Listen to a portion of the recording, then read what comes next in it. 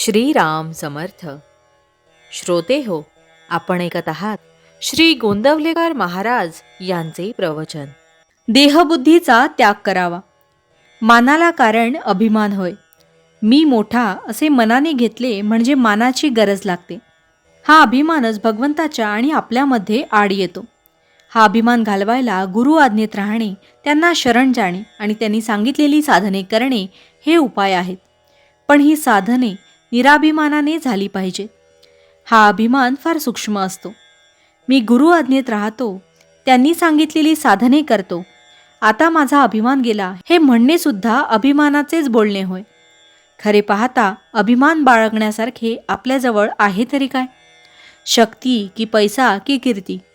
जगात आपल्यापेक्षा कितीतरी लोक मोठे आहेत, पण मौज अशी की भिक्षा मागणाऱ्याला सुद्धा मोठा अभिमान असतो. मी अमक्याच्या इथे भिक्षेला गेलो होतो, त्याने मला हट म्हटले, तेव्हापासून त्याचा उंबरठा नाही चढलो मी, असे तो म्हणतो.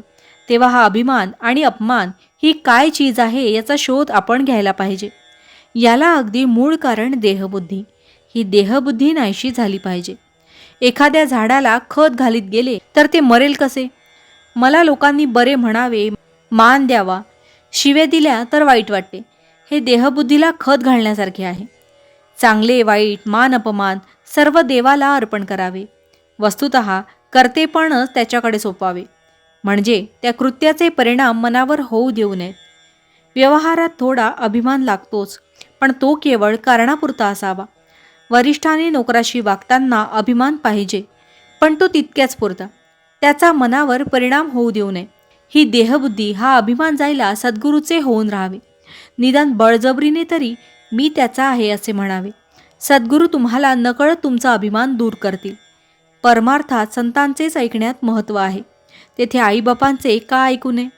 तर ज्याचे मन त्याच्या ताब्यात आहे, ज्याचे मन स्थिर झाले आहे किंवा ज्याचे मन नेहमी भगवंतापाशी आहे, अशाचेच ऐकण्यात विशेष आहे.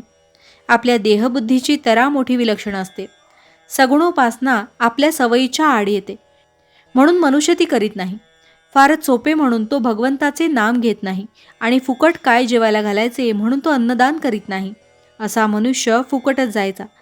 देहबुद्धीला ताळ्यावर आणण्यासाठी संतांच्या ग्रंथांच्या वाचनाची गरज आहे. पहाट झाली की थोडा उजेड थोडा अंधार असतो, त्याप्रमाणे सध्या आपली स्थिती आहे. देहबुद्धीच्या अंधारात भगवंताच्या स्मरणाचा किंचित उजेड आहे. हा देहबुद्धीचा अंधकार जाऊन पूर्ण प्रकाश दिसायला भगवंताच्या अनुसंधानासारखा दुसरा कोणता उपाय असणार? भावार्थ, मीपणाची आणि अभिमानाची पूर्णाहुती देणे हाच खरा यज्ञ होय. जानकी जीवन स्मरण जय जय राम. महारुद्र हनुमान की जय. समर्थ रामदास स्वामी महाराज की जय. सब संतन की जय. श्री अनंत कोटि ब्रह्मांड नायक राजाधिराज सच्चिदानंद सद्गुरु श्री ब्रह्म चैतन्य महाराज की जय. जय जय रघुवीर समर्थ. आता आपण 13 वेळा नामस्मरण करूया. श्रीराम जय राम जय जय राम. श्रीराम जय राम जय जय राम. श्रीराम जय राम जय जय राम. श्रीराम जय राम जय जय राम. श्रीराम जय राम जय जय राम. श्रीराम जय राम जय जय राम. श्रीराम जय राम जय जय राम. श्रीराम जय राम जय जय राम. श्रीराम जय राम जय जय राम. श्रीराम जय राम जय जय राम.